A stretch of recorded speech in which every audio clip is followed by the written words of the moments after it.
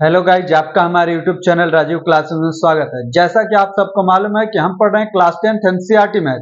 Class 10th NCERT math में हमारा third number chapter चल रहा है, pair of linear equation in two variables. Pair of linear equation in two variables में हमने 3.1 एक्सरसाइज को कंप्लीट भी कर लिया। आज हमें जो पढ़ना है, देखिए एक्सरसाइज 3.1 के बाद आपको एक टॉपिक मिलेगी, आपको आपकी एनसीईआरटी बुक में। वो टॉपिक क्या है कि graphical method of solution of a pair of linear equation.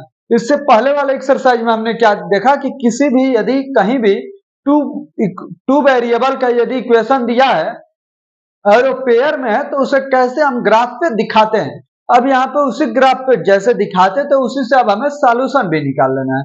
Graph वाले तरीके से ही अब हमें सॉल्यूशन भी निकालना सीखना है। तो आइए देखते हैं। आपके पास अभी तक आपने पढ़ा होगा तो आपके पास तीन प्रकार की कंडीशनें फॉलो होती थी। क्या क्या होता था? तो पहला ऐसा हो सकता है कि दोनों लाइनें पैरेलल हो। दोनों लाइनें कैसे हो? पैरेलल हो। या तो ये हो सकता है कि दोनों लाइनें एक दूसरे को इंटरसेक्ट कर रही हो, या तीसरा ये हो सकता है कि दोनों लाइनें एक दूसरे पर ही ओवरलैप कर रही हो। तो क्या होगा?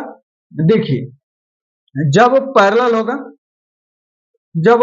होगा तो उसका सॉल्यूशन क्या होगा? No solution. जब लाइनें एक दूसरे को इंटरसेक्ट करते हैं तभी उसका सॉल्यूशन मिलता है। जब लाइनें एक दूसरे को इंटरसेक्ट करते हैं तभी उसका हमें सॉल्यूशन मिलता है। यदि इंटरसेक्ट नहीं कर रही है तो उसका हमें सॉल्यूशन नहीं मिलेगा। तो यहाँ पर पैरेलल है, मतलब इंटरसेक्ट एक दूसरे को नहीं कर रही है। इसका मतलब है कि यहाँ पर क्या हो जाएगा? No solution. क्या हो जाएगा? No solution. यदि लाइनें एक दूसरे को इंटरसेक्ट कर रही है, क्या कर रही है? इंटरसेक्ट कर रही है तो फिर सॉल्यूशन तो मिलेगा। कितने पॉइंट पे इंटरसेक्ट कर रही है? यदि स्ट्रेट लाइन है तो केवल एक पॉइंट पे इंटरसेक्ट कर रहे हैं, मतलब उसका वन सॉल्यूशन होगा।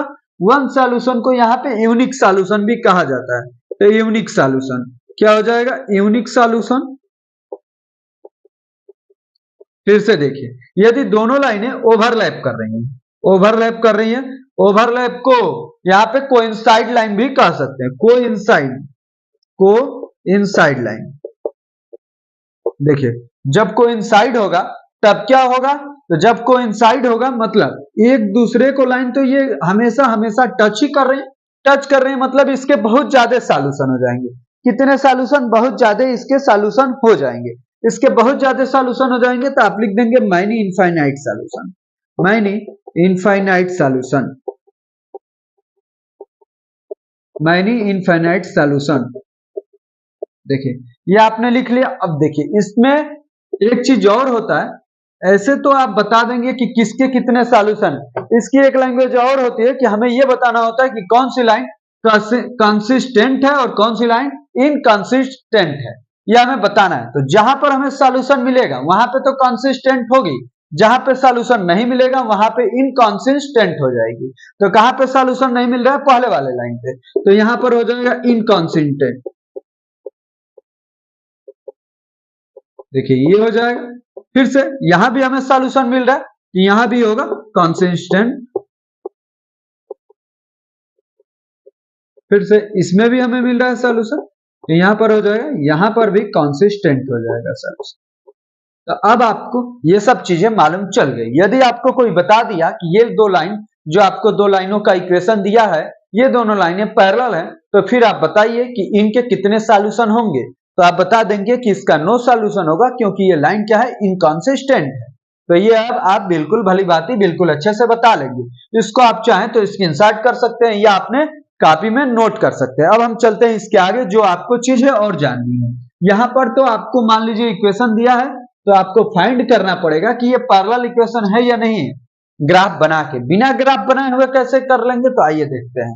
सबसे पहले दो इक्वेशन दिया रहेगा, a1x plus b1y plus c1 equal to में 0। ऐसे ही एक और इक्वेशन रहेगा, a2x प्लस b2y प्लस में c2 इक्वल टू में 0।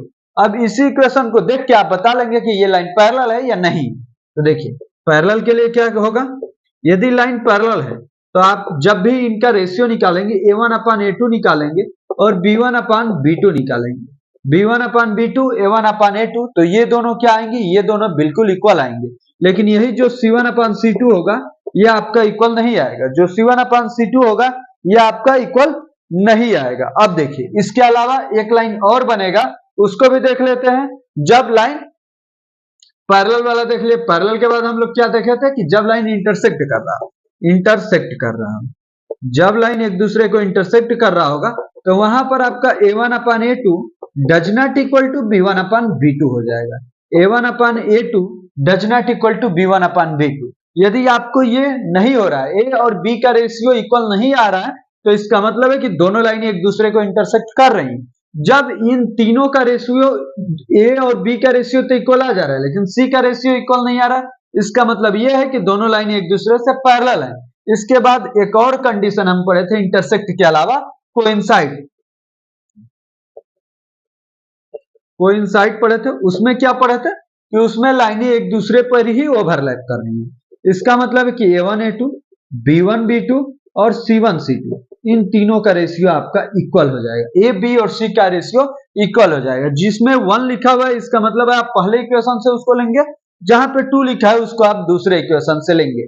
तो ये सब चीजें आपको जाननी थी किसमें, graphical method of solution of a pair of linear equation में, जो कि आप बिल्कुल अच्छे से भली भांति जान गए। अब इसके बाद हम चलते हैं, इसमें 3 एग्जाम्पल है, उन सभी एग्जाम्पल्स को भी सॉल्व कर लेते हैं कि इसके बाद जब अगले दिन आएंगे तो उस दिन हम लोग एक्सरसाइज 3.2 को सॉल्व करेंगे। चलिए अब हम चलते हैं अपने एग्जाम्पल नंबर 4, एनसीईआरटी का चैप्टर 3 का एग्जाम्पल नंबर 4 को देखते हैं।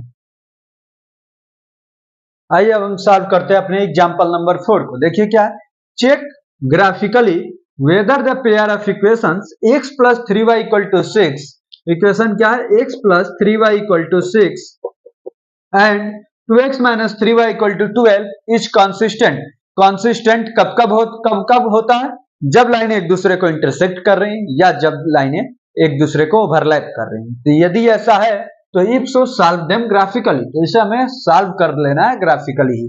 तो आइए सबसे पहले इसको सॉल्व करने का प्रयास करते हैं। सबसे पहले आप एक इक्वेशन को लिखेंगे और 6 minus 3y हो जाएगा, 3y को दूसरे साइड ट्रांसफर कर देंगे। अब इसके लिए आप एक टेबल बनाएंगे, जैसा कि आप पहले एक्सरसाइज में भी टेबल बनाना सीख लिए हैं 3.1 में। ये हो गया x, ये हो गया y। अब y की वैल्यू रखिए, मान लीजिए 1 रखा तो 6 में से 3 गया, 3 आया। 2 रखा तो x की वैल्यू 0 आई। यदि 3 रखा तो 3 3 जा 9 मतलब -3 आया। तो ये आपका पहला टेबल हो गया। अब दूसरे इक्वेशन के लिए लिखते हैं 2x minus 3y equal to में 12। ये क्या हो जाएगा, 3y उधर जाएगा तो 2x equal to 12 plus 3y, तो x equal to 12 plus 3y अपान में 2, 2x plus 3y equal to अपान में 2। अब देखिए इसके लिए भी एक हम टेबल बनाते हैं, टेबल यहाँ पे हो गया x, यहाँ पे हो गया y। y की वैल्यू आपको ऐसी रखनी है कि जिस भी वैल्यू को रखें x की वैल्यू भी एक इंटीजर ही आए। एक y की वैल्यू मान लीजिए हम रखते हैं -2, तो -2 रखेंगे तो -6, 12 में से 6 गया 6, 6/2 इक्वल टू कितना हो जाएगा 3, मतलब x की वैल्यू 3 कब आएगी, जब y की जगह पे -2 रखेंगे। मान लीजिए y की जगह पे हम -4 रखते हैं तो 12 प्लस 3 इंटू में -4 अपान में 2, तो ये 12 - 12 अपान में 2, तो 0/2 इक्वल टू क्या हो जाएगा 0, मतलब x की वैल्यू 0 आ जाएगी, किस पे, -4 पे। तो हमें उम्मीद है कि बिल्कुल आपको अच्छे से समझ में आ रहा होगा कि कैसे इसको निकाला जा रहा है। अब देखिए एक वैल्यू और हम निकाल लेते हैं, और कौन सी वैल्यू रखे आपके हिसाब से, तो -6 रखें। क्या रखते हैं, -6 रखते हैं। -6 रखेंगे तो क्या आएगा, देखिए -6 रखते हैं तो 12 प्लस 3 -6 अपान में 2, तो 12 - 18 अपान में 2, तो -6/2 इक्वल टू -3। x की वैल्यू -3 आ जाती है जब y की वैल्यू -6 रखते हैं। अब इसके लिए हम ग्राफ ड्रा करते हैं और ग्राफ पे देखते हैं क्या इसका हमें सॉल्यूशन मिलता है। तो आइए सबसे पहले हम y एक्सिस और x एक्सिस को ड्रा कर लेते हैं। ये कौन सा एक्सिस है, ये x, ये कौन सा एक्सिस है, y।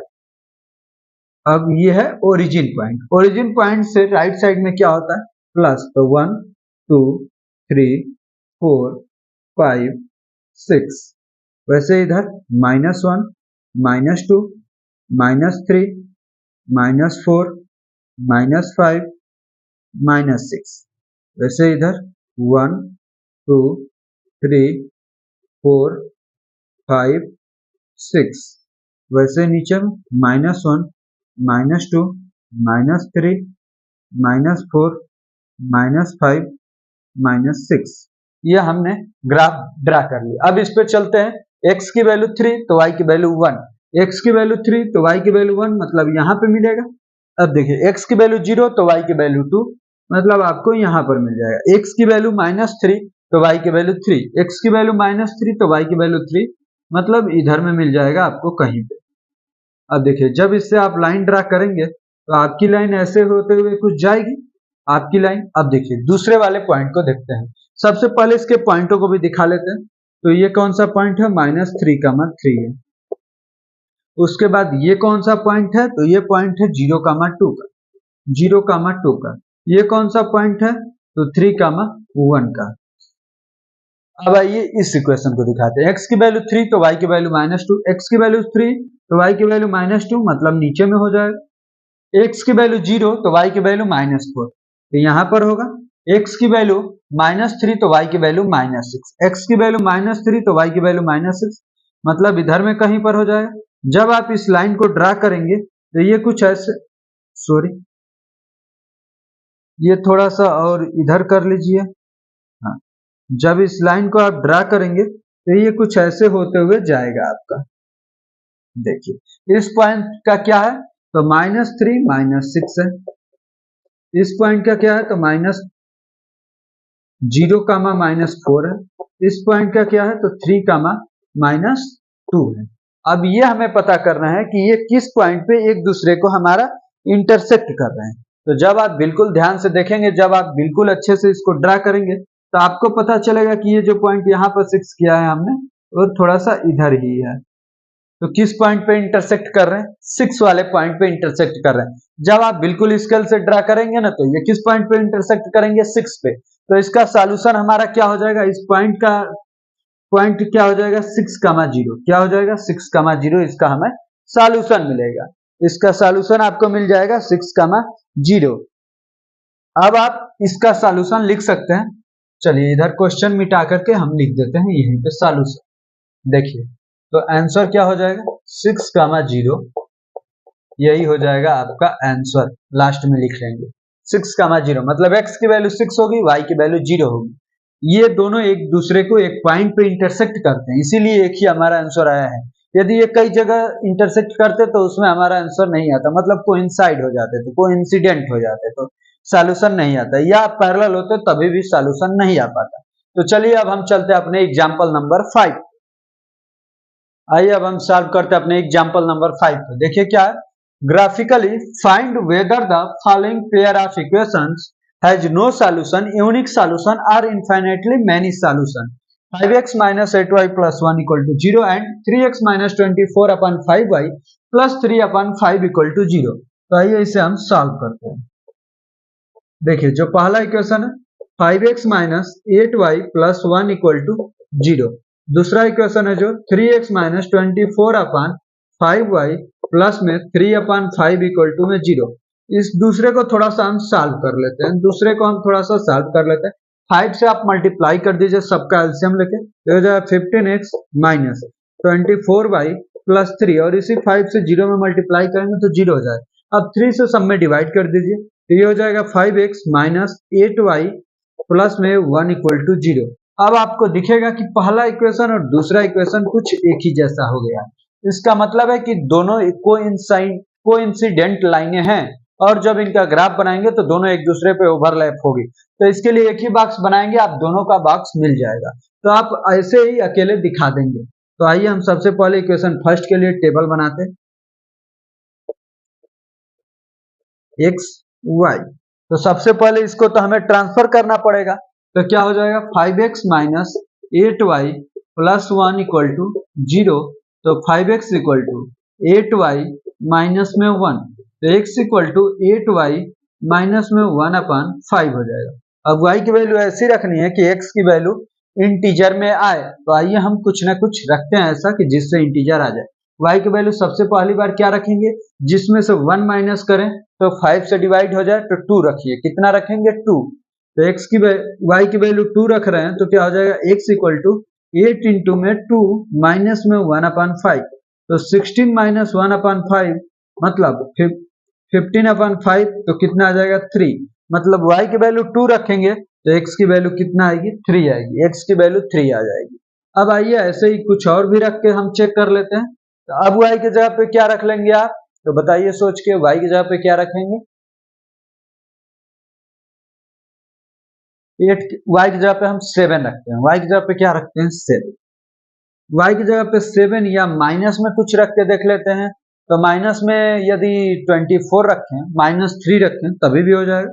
तो देखिए y की वैल्यू -3 रखते हैं, तो x इक्वल टू 8 ब्रैकेट में -3 -1/5, 8 3 जा 24 तो -24 -1/5 तो -25/5 तो कितना आ जाएगा -5।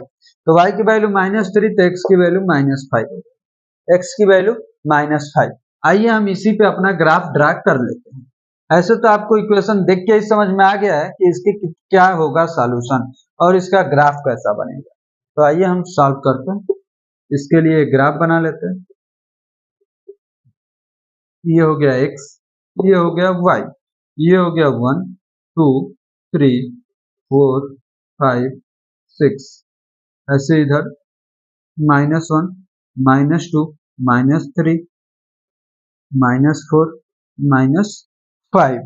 अब देखिए वैसे ही ऊपर में ये हो जाएगा 1 2 3 4 5, नीचे में -1 -2 -3 -4 -5 -6। तो आइए दिखाते हैं, x की वैल्यू 3 तो y की वैल्यू 2, x की वैल्यू 3 तो y की वैल्यू 2, मतलब इधर में कहीं पर होगा। फिर से x की वैल्यू -5 तो y की वैल्यू -3 तो इधर नीचे में कहीं हो जाएगा। जब आप इसका लाइन ड्रा करेंगे तो पता चलेगा कि ये ऐसे सीधे होते हुए जा रहा है और दोनों लाइनें यहीं से होते हुए जाएंगी, दोनों लाइनें यहीं से होते हुए जाएंगी। इस पॉइंट का आपका निर्देशांक क्या है, कोऑर्डिनेट क्या है, तो -5 -3। इस पॉइंट का क्या है, तो 3, 2। तो यही आपका इसका ग्राफ हो जाएगा। आप लिख देंगे कि बोथ लाइन आर कोइंसिडेंट। देखिए ये पहले का मिटा के हम लिख देते हैं। आप लोगों ने क्वेश्चन तो आपके बुक में है ही, तो आप क्वेश्चन बुक में से देख लेंगे और यहीं पे हम इसका आंसर लिख देते हैं। देखिए क्या होगा इसका आंसर, आप लिखेंगे आंसर में कि बोथ इक्वेशन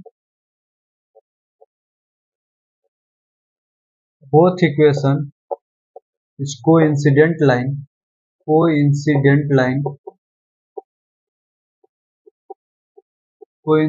लाइन सो दोनों इक्वेशन कोइंसिडेंट हैं, सो सॉल्यूशन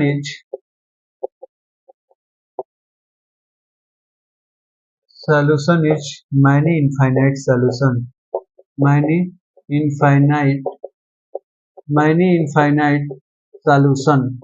क्या हो जाएगा, मैनी इनफाइनाइट सॉल्यूशन हो जाएगा। इस प्रकार हम हमारा एग्जाम्पल नंबर 5 भी कंप्लीट सॉल्व हो गया। अब हम चलते हैं अपने एग्जाम्पल नंबर 6 पे और देखते हैं एग्जाम्पल नंबर 6 है क्या और उसे हमें कैसे उसको सॉल्व करना है। आइए देखते हैं हम अपने एग्जाम्पल नंबर 6 को। आइए अब हम देखते हैं अपने एग्जाम्पल नंबर 6 को। एग्जाम्पल नंबर 6 आपके बोर्ड पे आपके स्क्रीन पे हाईलाइट हो रहा होगा। आइए देखते हैं क्या है। एग्जाम्पल नंबर 6 है हमारा, Champa went to a sale to purchase some plants and skirts. Champa plants और स्कर्ट खरीदती है। When her friends asked her how many to each she had bought, she answered, "The number of skirt is too less than twice the number of pant purchased. Also, the number of skirt is 4 less than 4 times the number of pant purchased. Help her friends to find how many pants and skirt Champa bought." यह हमें बताना है कि कितना उसने skirt खरीदा है या कितना उसने पैंट खरीदा है। तो सबसे पहले तो इसे हमें लेट करना पड़ेगा। आइए हम लेट कर लेते हैं। एग्जाम्पल नंबर 6 का ये सॉल्यूशन है। तो आइए हम सबसे पहले इसे लेट करते हैं। लेट क्या करना है, तो देखिए let the number of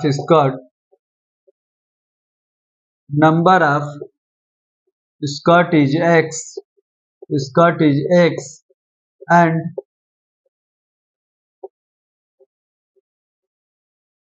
number of pant is y।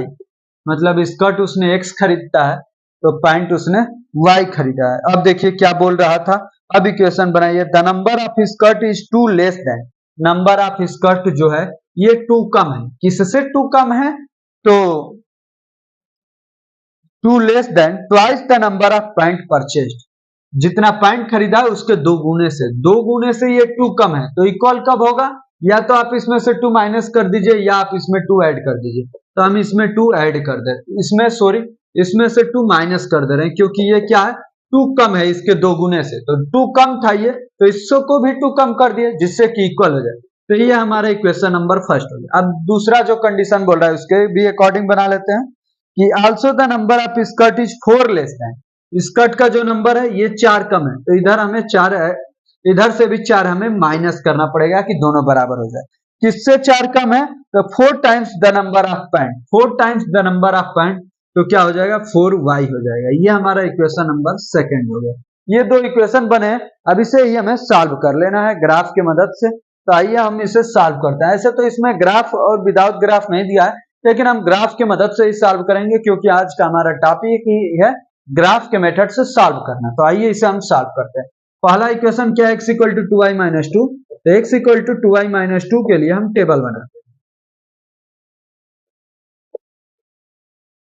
हैं। x हो गया, ये y हो गया। अब देखिए y की जगह पे हम क्या रखते हैं, जीरो रखते हैं। y की जगह पे यदि जीरो रख रहे हैं तो 2 into zero, 2 zero, zero minus 2 क्या आएगा, माइनस 2। यदि y की जगह पे 1 रखते हैं तो 2 1 जा 2, 2 में से 2 गया, जीरो हो जाएगा। यदि y की जगह पे हम 2 रखते हैं तो 2 2 जा 4 में से 2 गया, 2 हो जाएगा। तो ये हो गया पहले इक्वेशन के लिए टेबल। अब दूसरा जो इक्वेशन है आपका x equal to 4y minus में 4, इसके लिए भी एक टेबल बना लेते हैं। देखते हैं इसके लिए क्या टेबल में पॉइंट आते हैं। ये हो गया x, ये हो गया y।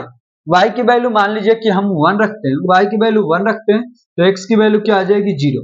y की वैल्यू 1 रखेंगे तो x की वैल्यू 0 आएगी। अब y की वैल्यू ऐसे ही 0 रख लेते हैं तो क्या हो जाएगा, y की वैल्यू 0 रखेंगे तो x की वैल्यू माइनस 4 आएगा। y की वैल्यू 2 रखते हैं, y की वैल्यू 2 तो 4 2 8 में से 4 गया 4, तो x की वैल्यू कितनी आ जाएगी, 4। अब इसके लिए हम ग्राफ ड्रा करते हैं। देखिए ये हमारा x हो गया, ये हमारा y हो गया। इधर 1 2 3 4 5 6, इधर भी वैसे ही -1 -2 -3 -4 -5 -6, वैसे इधर 1 2 3 4 5 6, वैसे नीचे में -1 -2 -3 -4 -5 -6। अब देखिए इस पॉइंट को दिखाते हैं, x की वैल्यू -2 तो y की वैल्यू 0, x की वैल्यू -2 तो y की वैल्यू 0, यहाँ पे पॉइंट मिलेगा। x की वैल्यू 0 तो y की वैल्यू 1, तो यहाँ पर ये पॉइंट मिल जाएगा। x की वैल्यू 2 तो y की वैल्यू भी 2, तो ये पॉइंट कहाँ पर मिल जाएगा आपको, ये पॉइंट इधर में मिल जाएगा। जब इसका आप लाइन ड्रा करेंगे तो ये बिल्कुल लाइन ऐसे होते हुए आपका चला जाएगा। अब आइए दूसरे को भी दिखाते हैं। x की वैल्यू 0 तो y की वैल्यू 1, तो ये भी यहीं पर मिलेगा। x की वैल्यू -4 तो y की वैल्यू 0, तो ये यहाँ पर मिल जाएगा।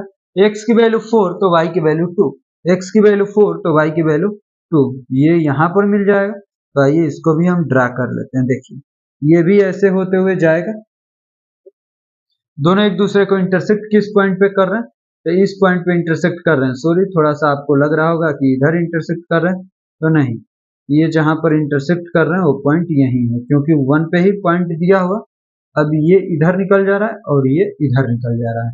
तो देखिए अब सभी पॉइंटों को हम दिखा देते हैं। इस पॉइंट का क्या है, -2 कामा 0 है। ये पॉइंट क्या है, तो 1 0 कामा 1 है। ये ऊपर वाला पॉइंट क्या है, तो ऊपर वाला पॉइंट है 2 कामा 2। ये वाला पॉइंट क्या है, तो 4 कामा 2, और ये वाला पॉइंट क्या है, तो -4 कामा 0। ऊपर वाले लाइन का इक्वेशन क्या है, जो ऊपर उधर में ऊपर जा रही है, x equal to 2y minus में 2 है। ये जो नीचे में है ये x equal to 4y minus में 4 है। ये दोनों लाइनों का इक्वेशन है।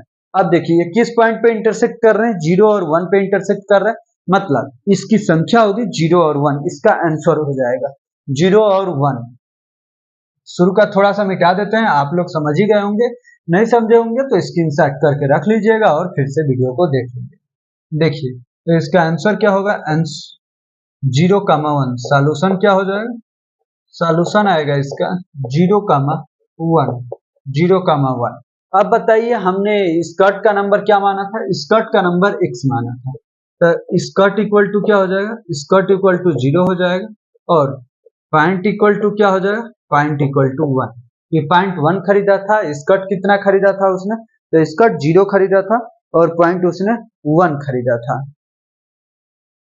पैंट स्कर्ट 0 खरीदा था और पैंट 1 खरीदा था। इस प्रकार आज का हमारा क्वेश्चन यहीं पे समाप्त होता है, आज का लेक्चर यहीं पे समाप्त होता है और एग्जाम्पल नंबर 6 भी कंप्लीट हो गया। अब आपको सॉरी यहाँ पे एक्सरसाइज 3.1 लिख दिया गया था।